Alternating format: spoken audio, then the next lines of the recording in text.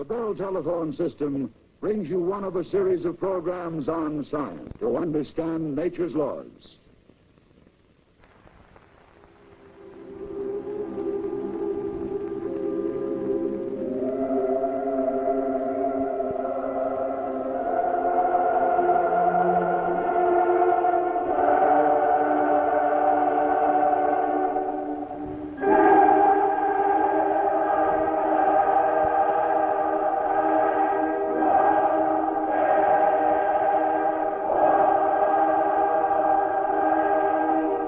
Let's try that focus again, Jim. Coming up. Title's okay. Now let's test that first animation. Roll 2. Okay, hold it. Now sharpen the focus. Right. Hold roll 2. Doctor, how is the sun born? Don't know exactly. You're a scientist and you don't know? Could use my imagination, but you're the fiction writer. Imagination? Well, we could ask Mr. Sun himself. Yes, if we had a magic wand. Sure, you've got it. Magic. Your science and my magic. We'll open up our story of our Mr. Sun with a little fantasy. You know, showmanship. Go back into time, show the birth of the sun, out of time, stardust. Here, we'll turn back the clock. Ooh, that'll only take you back 12 hours. Oh, all right. We'll open up the curtain of our imagination. This'll be our magic screen. Yours will be just for facts. We'll pull back the curtains of our magic screen. We'll dream up a clock.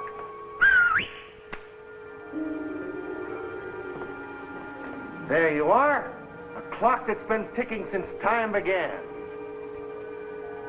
Our solar system, wound up by Father Time himself. Do you see what I'm seeing? Well, certainly. Maybe I could talk to him, huh? Hey, Father Time, how long has that sun clock been going? A few billion years. Why? Well, could you unwind it for us? Unwind time? Man, are you crazy? Well, I'm a fiction writer. We're auditioning a show about our Mr. Sun, and I thought that... Show about me? Well, about time. Look who's here. Hi. Yeah, we were wondering how it all happened at the beginning. Nobody knows what happened at the beginning. Oh, come on, Pop. Unwind us. They want to see how I was born. You old hot gas bag, you keep still. Now, don't flip your sickle, Pop. The man says it's just a show. He's a romantic fool. If you want facts, ask your scientists. Oh, we've got Dr. Research here for facts, but what I need right now is something to open this thing up with a bang. You know what I mean? Certainly. My story should be colorful, romantic, not just facts. Here, I'll tell you how it should open. Wait a minute, I'm telling this story. You're just imaginary. Quiet! You want a show, don't you? Go on! Yes, sir? Set the stage for me. Oh, yes, sir. Get an Academy Award ready. Hey, he's taking over. How do you like that? I like it. Let him go on.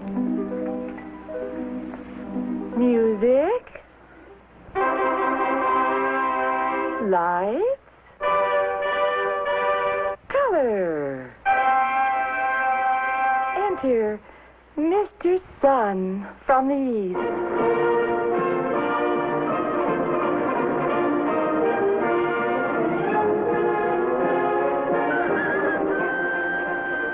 Good morning, Brother Earth. For the umpteenth billionth time, good morning. Good morning, Brother Bird, Brother Mountain, Brother Sea. Morning to you, Brother Gull, Brother Bee, Brother Fish.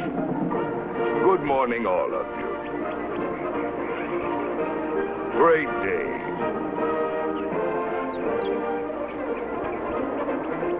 Every day's a great day. You know me as the sun. Of course, what I really am is a star. An average, everyday type of star. Billions like me. I remember when primitive man first began to look up, to gaze in wonderment at the stars and planets sweeping across the face of the sky. That primitive curiosity was the beginning of all your science. Of course, they had some pretty odd notions about me. Some thought I was an enormous beetle trundling a fiery ball across the heavens. The ancient Eskimos thought I was a little man wearing thick furs to keep myself warm. But to most, I was a god. With fancy names and wardrobes. In Babylon, I was Shamash, and my sun temples were observatories.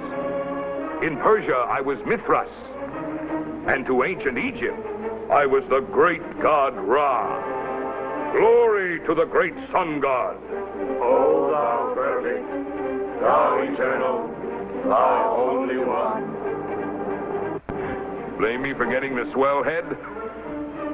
But the name I liked best was Phoebus Apollo.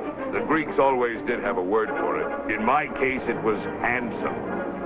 Apollo racing across the sky in his fiery chariot, making heavenly music on his golden ukulele. Oh, that was for me. I loved it. And then along came another Greek to spoil it all. A Greek who would rather think than worship sun gods. Anaxagoras was his name. The sun is not a god or a person. It is a mass of red-hot stone, only 40 miles across and 4,000 miles away.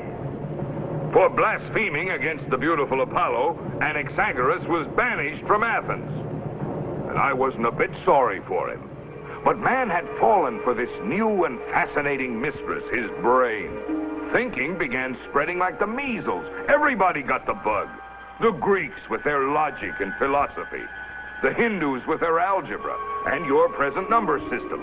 The Arabs with their early instruments like the astrolabe.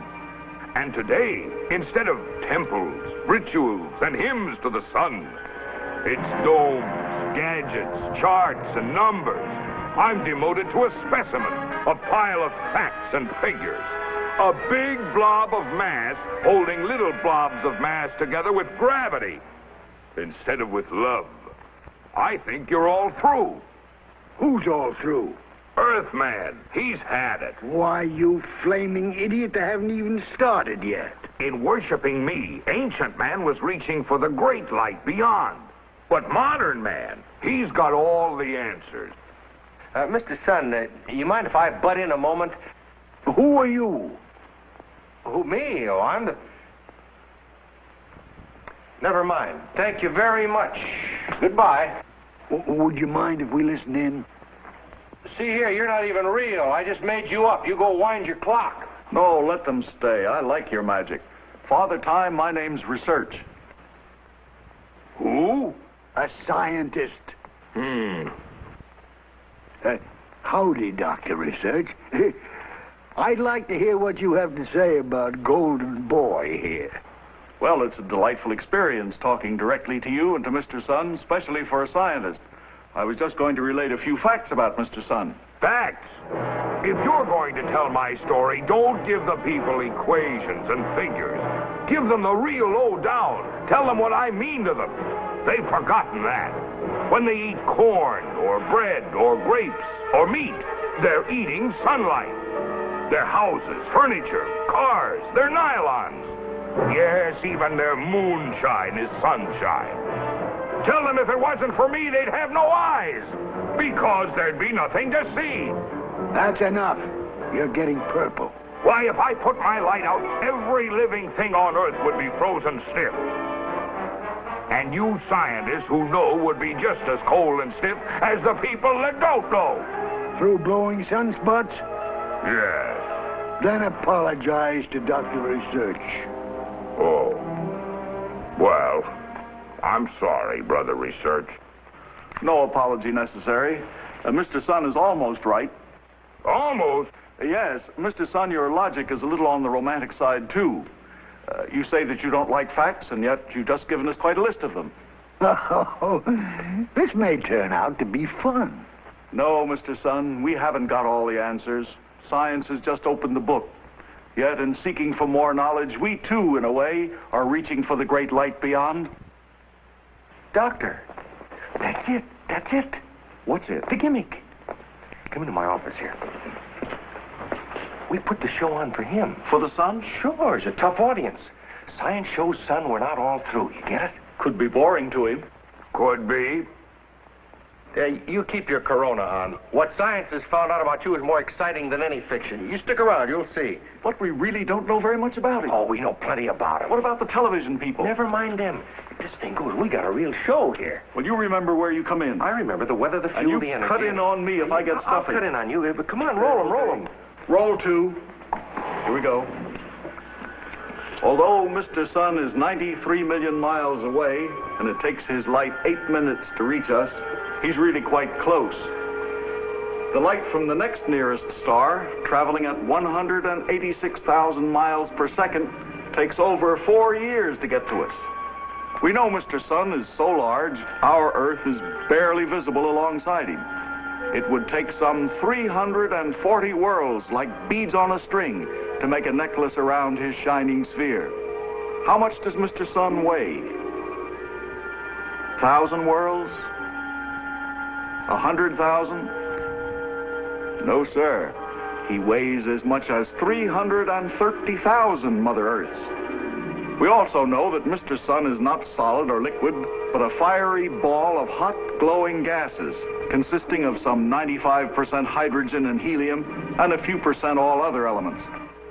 We know that this huge cloud of hot gases would expand, float away, dissipate into space, unless gravity squeezed it together into a tight sphere. The gases at the center of the sun are so densely packed by gravity that they're about 100 times heavier than water. And the pressure is around 1 billion tons to the square inch. While at the surface, the gases are so thin, the pressure is only about 1 pound to the square inch.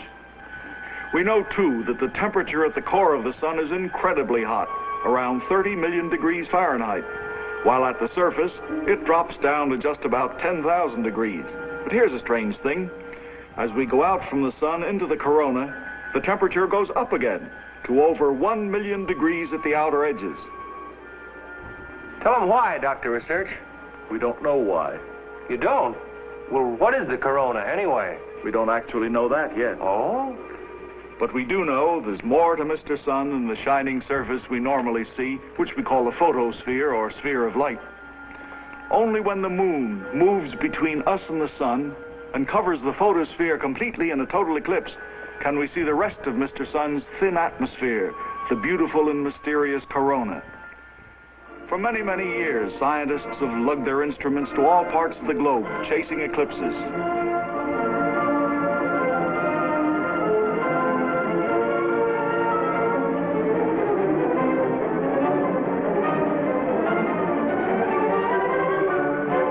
Expeditions spending months just for a 2 or 3 minute opportunity to see, measure, and photograph the eclipsed sun. Sometimes heavy clouds, failure, complete washout. Sometimes light clouds, measurements uncertain. But on happy occasions, perfect conditions. The corona is studied and photographed in the fullness of its glory.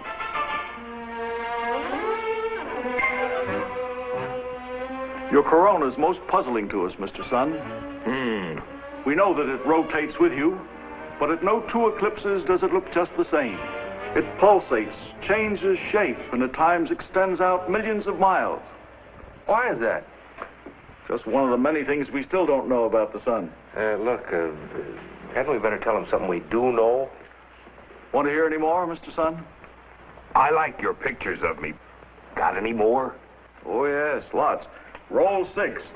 The camera's one of our main tools. Now, here's a normal picture of you taken by direct sunlight. It's rather flat. Your face has little expression. But about 60 years ago, Dr. George Ellery Hale of America and Dr. Henri Delant of France conceived this ingenious instrument called the spectroheliograph. It filters out all the light waves except the light from some particular glowing atom, as for instance, hydrogen. Let's look at a normal white light picture of the sun again. Now here, taken at the same time, is a spectroheliogram that photographed only the red light from glowing hydrogen atoms. Now your face is interesting, reveals character. Here's another spectroheliogram taken at the same time that photographed only the violet light from incandescent calcium atoms, which tells us even more about you. With the spectroheliograph, Dr. Robert R. McMath of the McMath-Hulbert Observatory near Pontiac, Michigan, made the first time-lapse motion pictures of the prominences and wrinkles on the face of the sun. From his pictures and from the many thousands of photographs taken at observatories all over the world, particularly at the Mount Wilson Observatory, we've learned a great deal about Mr. Sun, especially about those much talked of sunspots that mystified Galileo. Ah, sunspots. There are such things, of course. Oh, yes. They're not just something that scientists see when they're tired. Oh, they're very real, but very mysterious. They mystified Galileo when, through his original telescope, he first saw them moving daily across the face of the sun. And they've been mystifying us ever since. The spots can appear singly, like this one, or in groups like these, and quite often in distinct pairs. When photographed by red hydrogen light, they look something like giant, violent tornadoes seen from above. Spots range in size from mere pinpoints just a few hundred miles across, into which you could drop the British Isles, to huge ones, into which you could drop 100 planets as big as the Earth. Spots look dark, although they really aren't, because they're cooler than the rest of the surface. 7,000 degrees as against 10,000 degrees of the surface. Also, over the years, we notice a strange fluctuation in the number of spots, increasing to a maximum, decreasing to a minimum, in more or less regular 11-year cycles, which many of us believe affect our weather, our crops, and the growth of our trees. One of the most astonishing mysteries revealed by study of spots, Mr. Sun, is that your equator, or the middle of you, rotates faster than the rest of you. The middle rotates faster? Yes. For instance, if a line of spots were placed like runners at a starting line, from the sun's north to the south pole, and at a signal raced around the sun,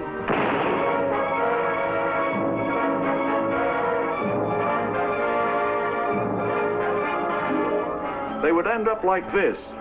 Equator winds in 25 1/3 days. Half north and half south tie for second. Time, 27.5 days. Why is that?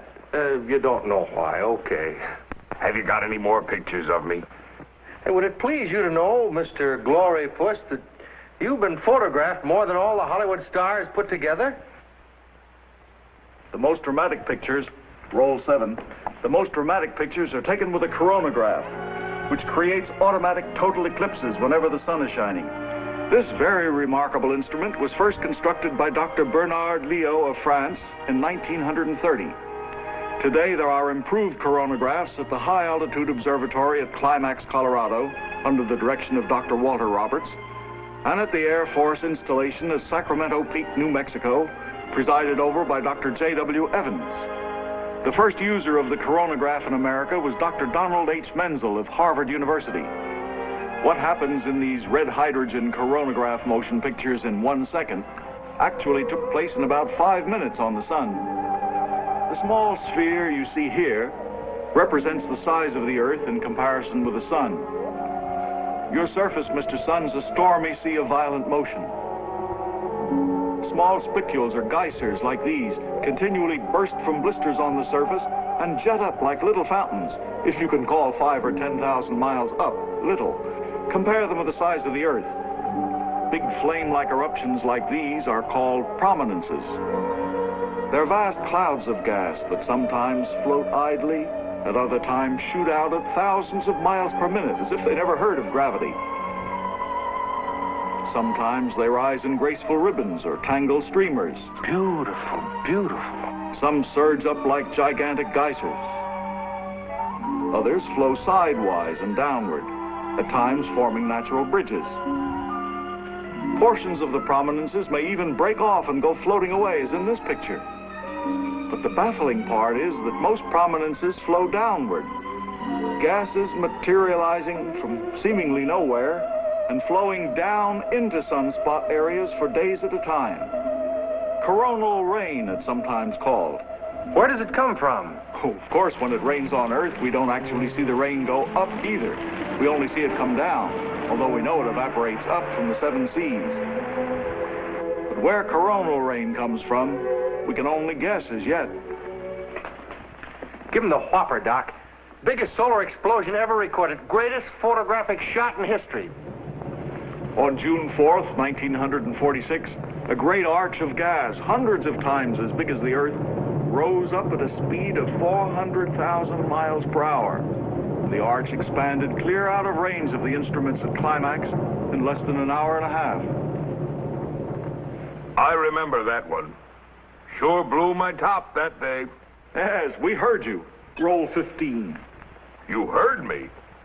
Oh, yes, we hear you every day. You not only send us light waves, but you broadcast radio waves, which we're able to pick up quite clearly at special radio astronomy stations, which receive radio signals from outer space. Here's a sample of the radio message you send us on one of your noisier days.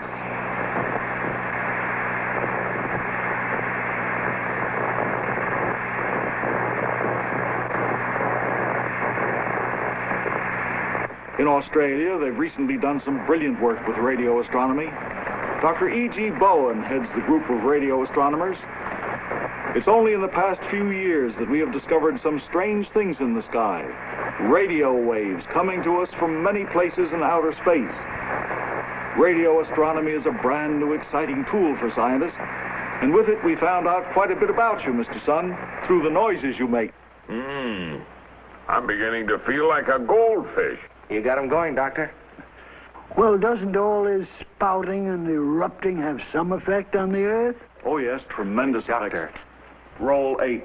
Well, for instance, when a large flare flashes up around a sunspot area, it immediately sends out a burst of powerful ultraviolet rays that hit the Earth in 8 minutes. But it also sprays streams of slower electrified fragments of atoms out into space as if from a hose. This solar spray of fine particles usually misses the Earth, but at times the Earth is in its path. Now, the Earth is a magnet with north and south magnetic poles and a magnetic field around it. The spray of minute particles shot from the sun, which takes some 30 hours to reach the Earth, is deflected toward the poles by the Earth's magnetic field. As this solar dust, stardust you might call it, comes down into our atmosphere near the poles and collides with air molecules, it creates the most beautiful spectacle of the aurora, also called the northern and southern lights. Dr. C.W. Gartline of Cornell University took this unique time-lapse motion picture of the actual aurora borealis. The Earth's rotation produces the apparent motion of the stars in the background. But the effects of these ultraviolet bursts from the sun are not so beautiful. Voltage fluctuates, radio communications are disturbed, and although our radio engineers have performed near miracles in protecting our radio waves from this solar sniping, Doctor. Roll 7C. Sometimes this happens. We take you now to London for a direct report from Sam Johnson. Come in, London. This is Sam Johnson. There's an air of tense expectancy here in London. This morning, the Prime Minister... Will you stop playing with that radio? I ain't even touched it. Well, then do something.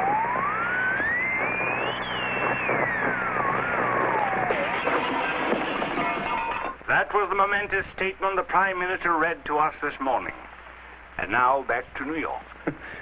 What an engineer! Wasn't the shoe. No, it wasn't the shoe. Let's recreate what actually happened in terms of atmosphere and radio waves. Radio waves normally move in a straight line, but about 50 miles high in our atmosphere, there's an electrified layer called the ionosphere that reflects radio waves, making it possible to bounce them around the Earth. Now let's listen to Sam Johnson again. This is Sam Johnson. There's an air of tense expectancy here in London. Suddenly a bright flare occurs on the sun. A burst of ultraviolet rays disrupts the ionosphere. This morning the Prime Minister announced... But radio engineers are right on the ball. Bill, London's folding. Another SID, huh? Yep. I've got another frequency ready for you.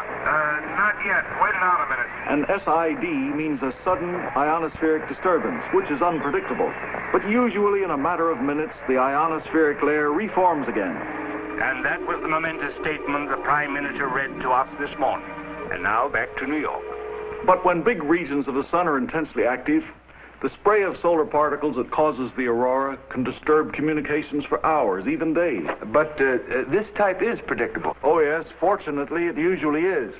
And since radio communication is so vital to the services, airlines, radio stations, telephone companies, ships at sea, recently observatories all over the world have begun to keep watch on the sun and make up a worldwide radio warning service.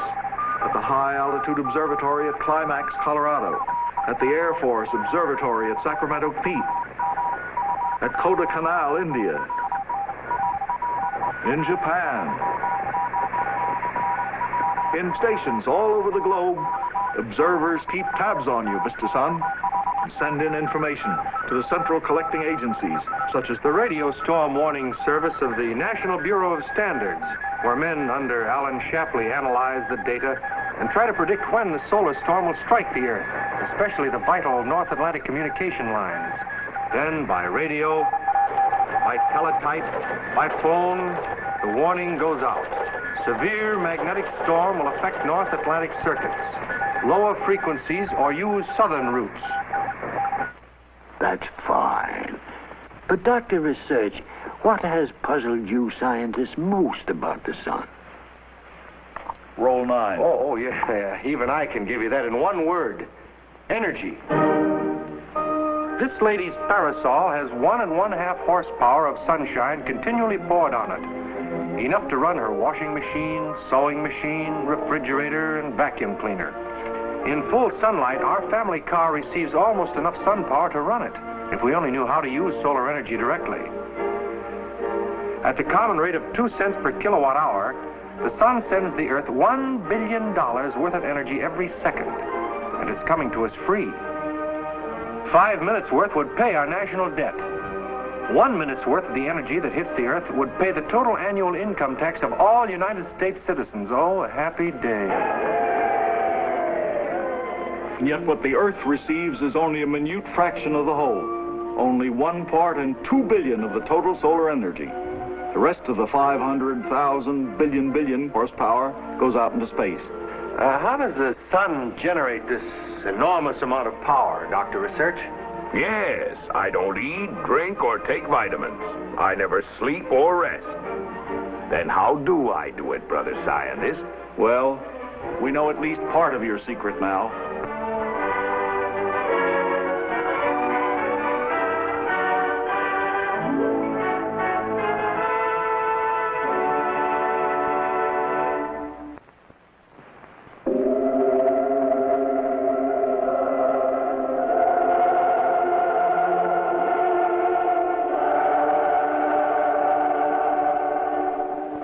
We know the answer not only to your energy, but to what makes other stars in the universe shine. Thermonuclear reaction. It's the key word that wound up the universe. Thermonuclear. 8 to 5, they've made a hydrogen bomb. We certainly have, Mr. Sun. And the news rocked the world. But with you, it's old stuff. The equivalent of 4 billion hydrogen bombs have been going off inside you every second for some 4 billion years. Give or take a billion. What smart guy figured that out? Dr. Hans Bethe of Cornell is the gentleman. In 1938, he announced that the source of the sun's energy is the fusion of 564 million tons of hydrogen into 560 million tons of helium each second. 564 to 560, where did the missing 4 million tons go? Just disappear? Disappears as mass, as matter, but reappears as light, heat, and all sorts of radiation. Quite a trickster, old Saul, making 4 million tons disappear. 4 million tons? That he is. Roll 12. I brought along a trickster friend of mine, Thermo the Magician, who has an act which he claims explains the sun's magic. I am Thermo. I will do for you such a trick only me and the stars can do. Pay attention. This is one way to make a hydrogen bomb. Nature's way. So, hydrogen. 1, 2, 3, 4. What is hydrogen? The smallest atom from which you build all the other atoms. So, we will weigh the hydrogen. Scale. Each bottle weighs exactly 100 ounces. 4 bottles, 400 ounces. Remember that. 400 ounces. So, now, carbon. This is carbon. A piece of coal to you. That is what I start with. Hydrogen and carbon. So, now I will heat them. 30 million degrees I will heat them. How? In a hydrogen bomb, it is done by exploding an ordinary atom bomb to ignite the hydrogen bomb. For the stars, they do it by pressure, gravity, like our Mr. Sun. So, now I play Mr. Sun and heat the hydrogen and the carbon to 30 million degrees. Fire, fire, fire, fire, fire. Now I am ready. Number 1, hydrogen, come. I, Thermo, now give the command. Fusion. So, what have we here? Nitrogen, the gas what makes 4/5 of the air you breathe. Air. Now number 2 and number 3 hydrogen, come. Fusion. Now we have oxygen, the other 1/5 of the air you breathe. Number 4, fusion. Now we have coal again, same piece. And we have helium, what you fill balloons with. 4 hydrogens, if they are 30 million degrees hot, 30 million degrees. It is not children playing with matches. The 4 hydrogens come out 1 helium. The carbon comes back the same, you see? Same weight, no change. That's why we call this the carbon cycle. Now we weigh the helium. Should weigh 400 ounces like the hydrogen. Oh, yes, naturally. But it can't be. The helium weighs 3 ounces less than the hydrogen. Where did the 3 ounces go?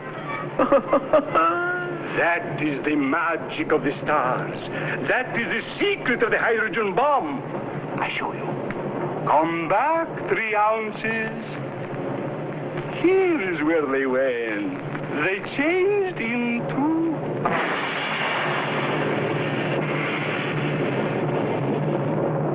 Now, the energy in those 3 little ounces that completely disappeared as matter, that energy is enough to raise the Empire State Building 2,500 miles high.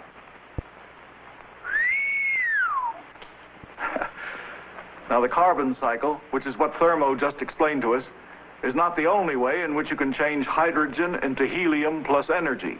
You may also use a very special and rare process in which you put 2 hydrogen atoms together directly. Is that the famous proton-proton process? Say, you've been reading. Mr. Sun, you do not annihilate or destroy just 2 or 3 ounces, but 4 million tons of hydrogen matter each second. That gives you your unbelievable energy, which you radiate out into space. We think that originally you were a great loose cloud of gas, mostly hydrogen, being contracted by gravity. As you were compressed, the temperature went up, just as the air in a bicycle tire gets hotter and hotter as you pump it. Finally, the temperature in your core reached the necessary 30 million degrees needed to trigger the thermonuclear reaction. Presto, the furnace was lit, never to go out again as long as you live, Mr. Sun. The hydrogen began burning into helium and energy. Gravity tries to compress you, burning hydrogen tries to expand you. The 2 forces just balance each other. Well, it's perfection itself, a furnace made of its own fuel, an immense continuous hydrogen bomb operating at an even heat for billions of years.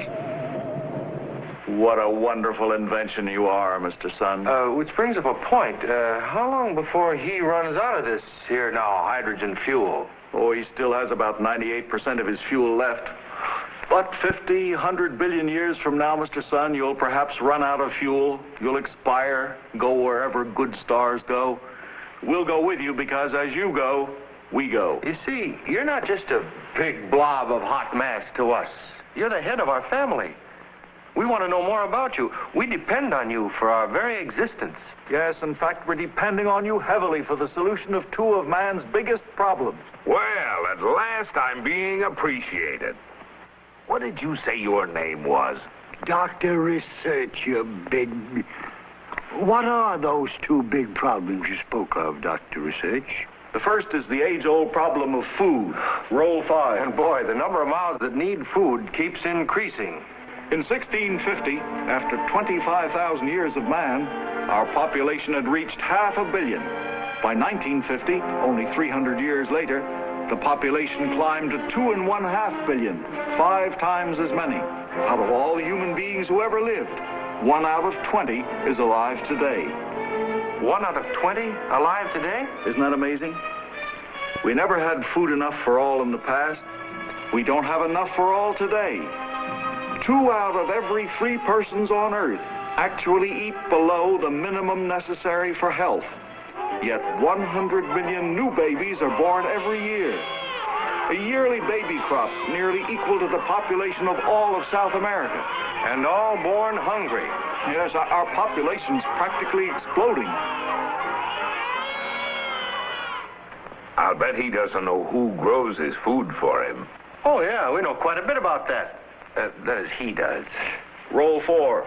Our food is grown by a natural process called photosynthesis, which means putting together with light.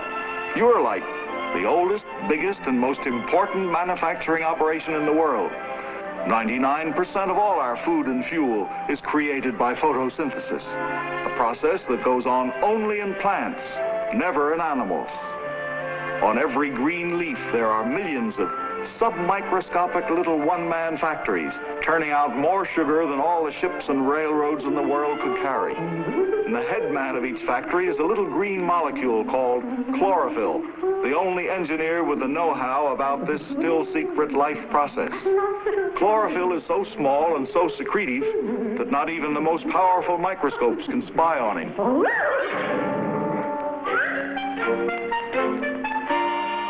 Here's the way we think he works. The veins of the leaf bring him water from the roots. From the air, he grabs a molecule of carbon dioxide, CO2. He puts a water molecule and a carbon dioxide molecule together. And then he reaches for a piece of sunlight, and this is what we don't quite know, how he adds this sunlight. And I'm not going to tell you either. You can darn well find out for yourself. Quiet. Piece by piece, he adds more sunlight to his sugar cake. And then he pulls out an oxygen atom from the mixture and releases it into the air. And the Russians didn't invent me either. I invented myself. And then he takes some salts that come up in the veins, sprinkles them over the mixture for icing, and puts the completed sugar cake into a waiting artery. Out of this sugar or sunshine cake, the tree makes leaves, trunk, roots, and fruit. In the sea, chlorophyll produces even more food than he does on land. The whole surface of the seas is teeming with billions of tons of a minute single-cell vegetable called phytoplankton. These, in turn, are eaten by countless, almost invisible little animals called zooplankton, which are eaten by little fish, which are eaten by bigger fish, which are eaten by still bigger fish. Yes, all fish are ultimately made of chlorophyll sunshine cake. And when we catch them and can them, we're catching and canning sunlight. In fact, all animals feed on sunshine cake in one form or another.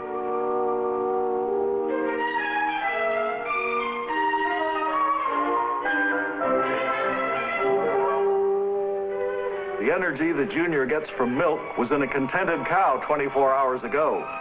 And 24 hours before that, the same energy was in clover, which had absorbed it from sunlight that had come 93 million miles in 8 minutes from the surface of the sun, but had taken 20 million years to find its way to the surface from the sun's central furnace.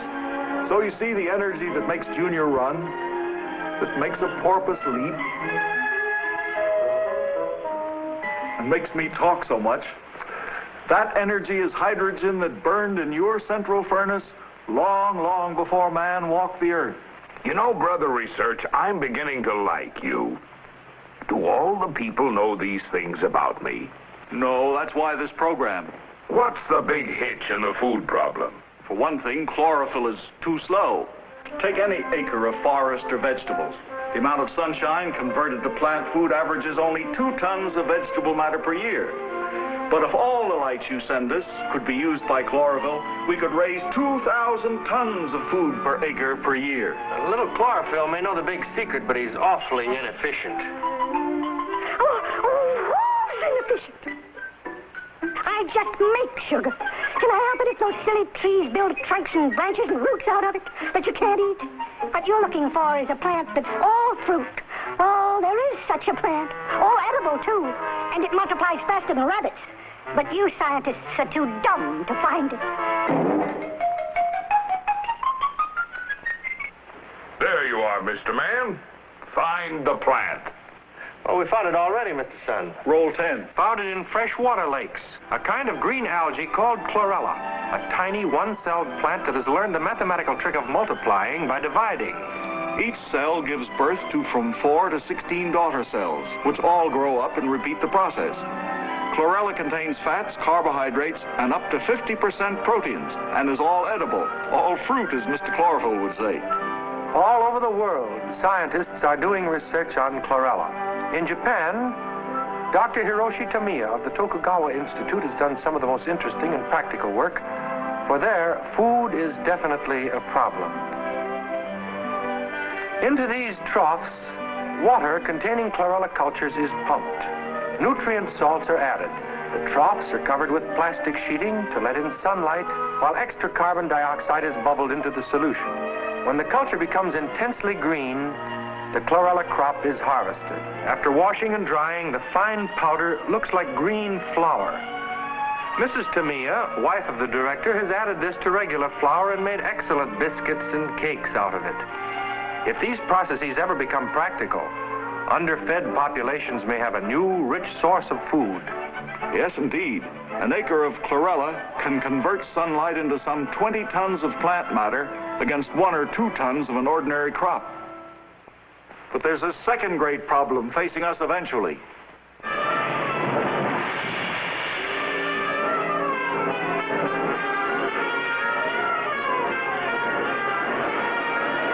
For thousands of years, we got our fuel from burning wood.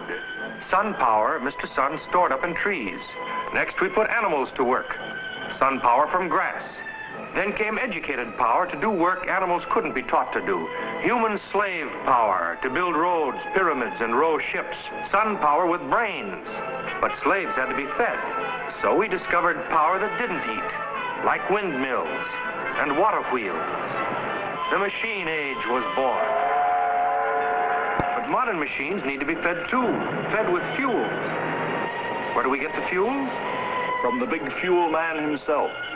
Over the ages, Mr. Sun was kind enough to store them up for him. Chop for living sunshine. Dig for fossil sunshine. Drill for liquid sunshine. Dams for silent sunshine. Fuel. Fuel. More fuel. Well, how much fuel's in the bank? How big is the trust fund the old boy left us? Roll 13.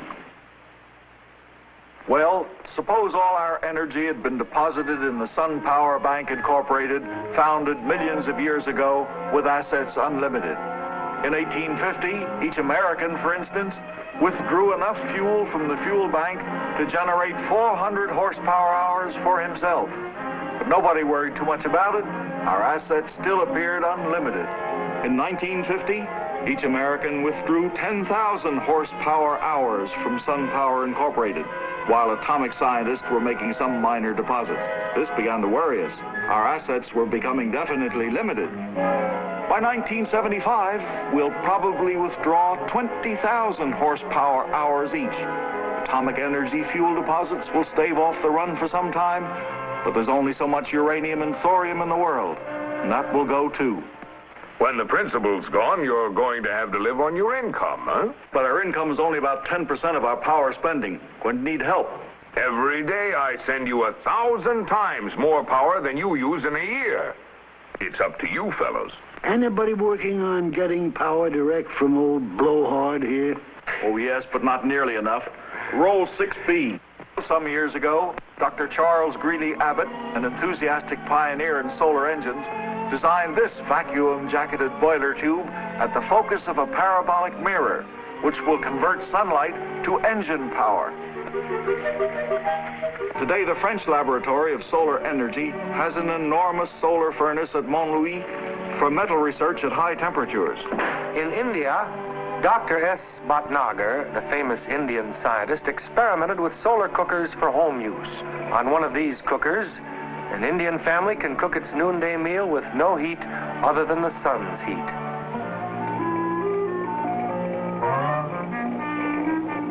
Some other ways depend on glass. Sunlight coming through a window heats up everything in the room, but heat radiated back from furniture and floor is long heat waves which the window glass stops from going back out, thus trapping the sun's heat. Is that why greenhouses covered with glass are warmer inside than the air outside? Right.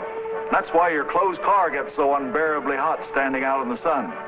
Dr. Maria Telkes has designed a model house in Massachusetts in which solar heat is ingeniously collected, stored, and distributed throughout the whole house. Now, these are more or less well-known mechanical ways of using sun power directly. But there's exciting research going on with some brand new ways. You think Mr. Chlorophyll was pretty smart with his tricky sunshine cake that makes food out of your sunlight? Well, the science boys have come up with a sunshine cake that makes electricity out of your sunlight. Oh, yes. You mean the solar battery? Yeah. That's hardly even a cookie yet, let alone a cake. Doc, that's big news. Well, the solar battery. Now, held in the sun, this thin little cell, a sunshine wafer we might call it, produces a usable amount of electric current out of the sunlight that falls on it. It was cooked up out of basic research at the Bell Telephone Lab by 3 scientists, Darrell Chapin, Calvin Fuller, and Gerald Pearson. You know, although this is quite expensive at the moment, the simplicity of this sunshine wafer is startling. Go on, bake one for Old Glory, Puss. Doc? I'd be delighted. Well, get him. Old pastry cook research. The recipe for this solar wafer sounds just like a vacation. Just sand and sunshine. Thank you, son. Plain old sand is composed of silicon and oxygen. Its Sunday go-to-meeting name is silicon dioxide. Separate out the oxygen and the bits of seaweed, bottle tops, and other odds and ends, and we have left a metal, silicon. But our silicon must be pure silicon. So we purify it and purify it until it's as pure as the driven snow. Now melt the silicon and add just a pinch of arsenic for flavor. Mix thoroughly and cool until it crystallizes. Then from the arsenic-flavored silicon roll, slice off a razor-thin wafer. Put the wafer into the oven. Fill oven with a boron gas and bake to white heat. And the boron cooks into the surface, forms an extremely thin icing over the wafer. Remove finished wafer. Connect one wire from electric motor to boron icing and the other wire to the wafer itself. Expose wafer to sunlight. Presto! The motor starts running with the efficiency of an automobile, and nothing is used up but the sunshine, which is free. Ain't that something? Well, I'll be darned. So you see, in a solar battery, it's energy from the sun that moves the electricity, which in turn rotates motors.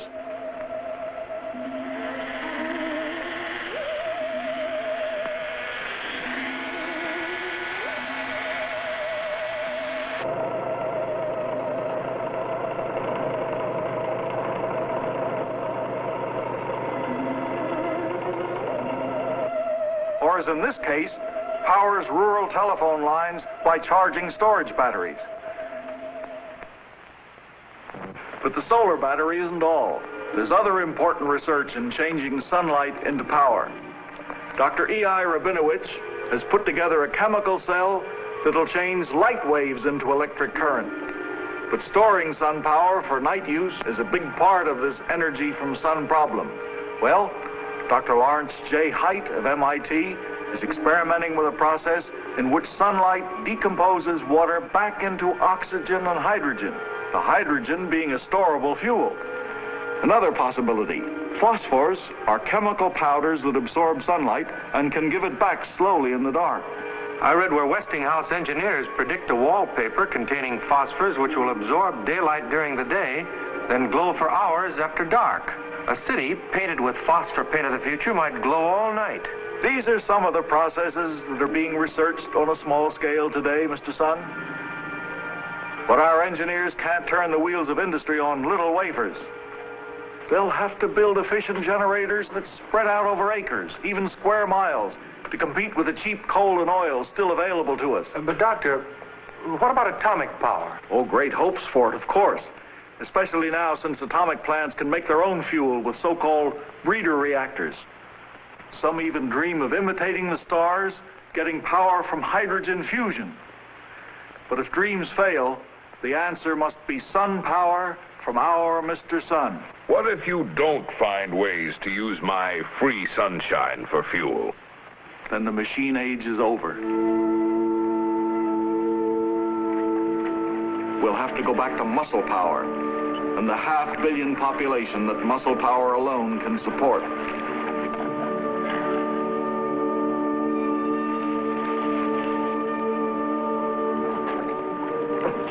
But that will never happen.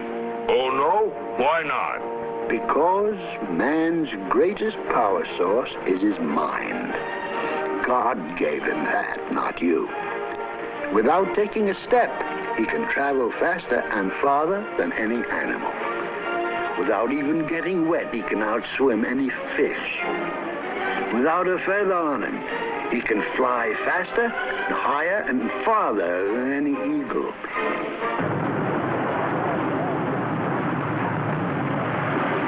He can send his eyes and ears hundreds of miles into space where he's never even been. And he's pried open the secret of the atom, but he's never even seen. When his fuels run low, man's mind and imagination will meet the challenge and invent undreamed of ways to use the free sunlight God showers down upon him. Just remember, somebody must love you very much. That planet that you live on is not like all the rest. You're blessed with just the right size, the right temperature, the right atmosphere, the right composition. Everything just right to produce the biggest miracle of all. Life. So go ahead. Ask, inquire, seek the truth. It's right that you should know, or the good Lord wouldn't have given you that driving curiosity. Measure the outside with mathematics, but measure the inside with prayer. Prayer is research too. Study man as well as the world. So keep on pitching. The best is yet to come for you. I predict man's next great adventure will be the Sun Age. When that happens, you'll be rich beyond all dreams. I predict great sun cities built on desert wastelands where everything is run by sunlight. I predict... Oh, sure, that's fine. But suppose I begin cutting up, then what? You won't. But if you did... Man has migrated many times before, and he'll do it again if he has to. If you make it too hot for him on Earth, man is capable of conceiving a way to move the whole kit and caboodle to greener pastures on some other planet.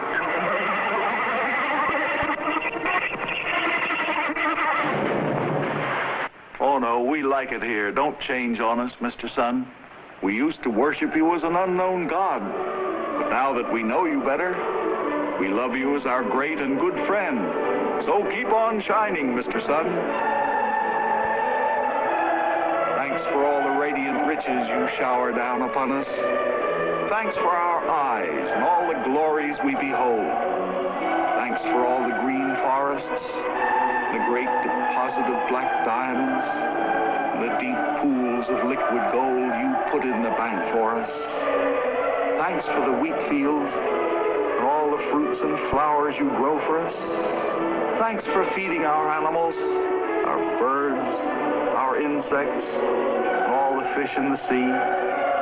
And thanks especially for the glory and beauty of your good mornings and your good evenings. In the words of St. Francis, be praised, my Lord, in what you have created. Above all else, be praised in our brother, Master Sun. Good night, Brother Earth. Now you're cooking with sunshine.